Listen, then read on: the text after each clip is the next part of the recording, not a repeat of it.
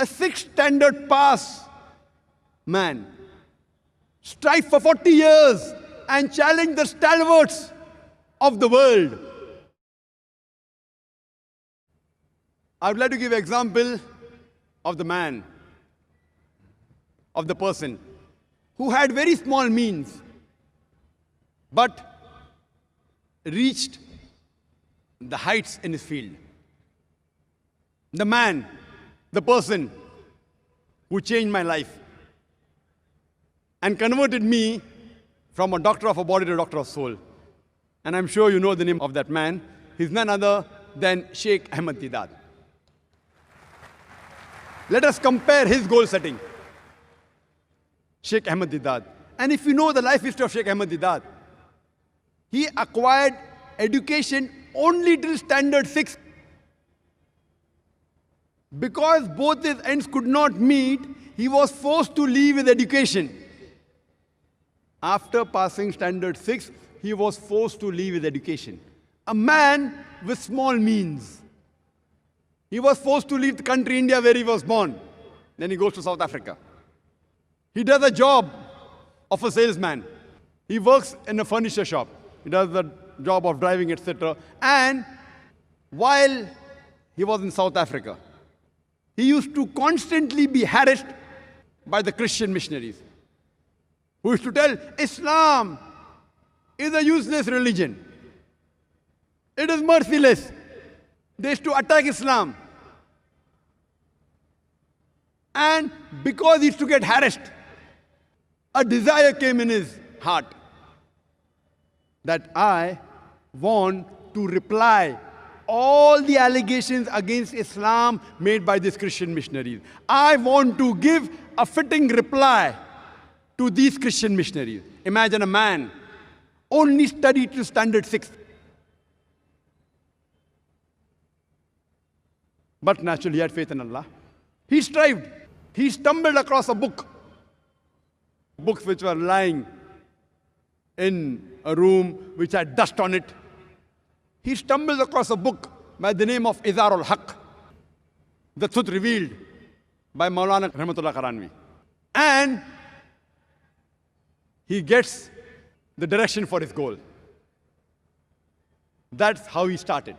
And he strived for 40 years till the time he challenged the stalwarts of Christianity. Imagine a sixth standard pass man strive for 40 years and challenge the stalwarts of the world. So much so that in 1986, he was about to debate Reverend Jimmy Swaggart. And at that time, in 1980s, Jimmy Swaggart was the #1 most powerful, most famous Christian televangelist. Just a few weeks before his debate, one of the fans of Sheikh Deedat told him that, Sheikh Ahmad Deedat, I'm your fan, but I want to give you an advice. This man, Jimmy Swaggart, I know him. I have studied him. Please don't debate him. He will chew you and he will spit you out. Imagine a fan of Deedat giving advice to Deedat. You don't debate this Jimmy Swaggart. You don't know him, I know him. He will chew you and he will spit you out. The person who was the most famous televangelist, who owns television channels, whose budget was more than $1 million a day to keep his head above water. Our Sheikh Ahmad Deedat, mashallah. With Allah on his side, he goes to USA. In the hometown of that Christian missionary. In the country, very famous. He goes and he has a debate. And alhamdulillah, summa alhamdulillah, with Allah's help, he turns the tables over. Imagine a man of small means, not even past school, leave aside being a graduate, challenges the stalwarts of Christianity, so much so that he became the biggest stumbling block for the Christianity of the world, for the Christian missionaries. One man alone, Sheikh Ahmad Deedat, with the help of Allah subhanahu wa ta'ala, he challenged the whole of Christianity.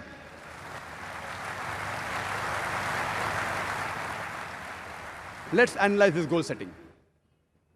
Number one, the Islamic. Was it Islamic? Was it according to Quran and Sahih Hadith? Was it for Allah and His Rasul? But naturally it was. That's the reason he was able to achieve his goal. Number two, was it specific? Yes. His goal was specific. I want to reply to the allegations against Islam. Specific.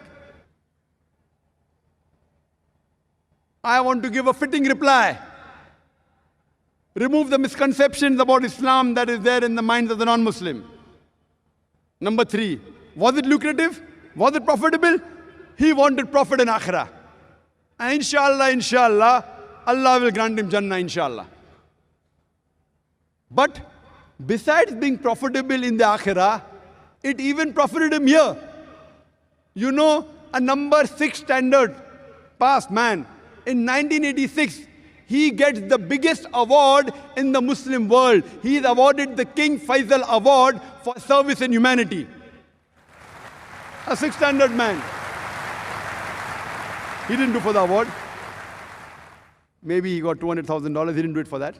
Maybe for the gold King Faisal Award. He didn't do it for that. He did for Allah and His Rasul. Allah profits him in Akhirah and even in this world.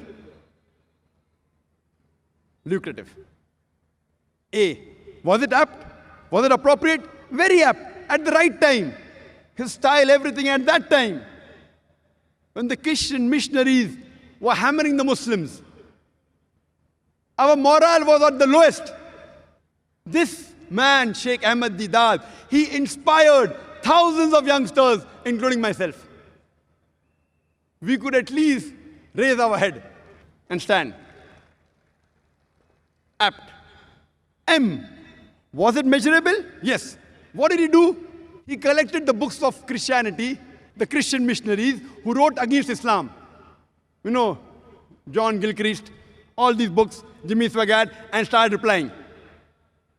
When they attacked the Quran and Islam, he replied and he studied their scripture, Bible, used the verse of the Quran and implemented on them, and he found results. Measurable. What was his intention? His intention wasn't to become famous. His intention wasn't to win the King Faisal Award. His intention was to please Allah and His Rasul. Was he consistent? Yes, he was. Imagine, he struggled and strived for 40 years. And if you know his history, his office was a small, dungy place. And he tells us that even to print a black and white pamphlet, 1,000 quantity, they used to have a meeting. Let's have a meeting. Can we print 1,000 quantity of a black and white pamphlet? MashaAllah. Consistent. Kept on striving. Till he reached his goal. The difference that we find in Wilma Rudolph and Sheikh Ahmad Deedat is that the goal of Wilma Rudolph, it was short-sighted. It was more for this world. But the goal of Sheikh Ahmad Deedat, it was far-sighted. And it was for the Akhirah. And inshallah, Allah will give him reward in the Akhirah and even gave him reward in this world.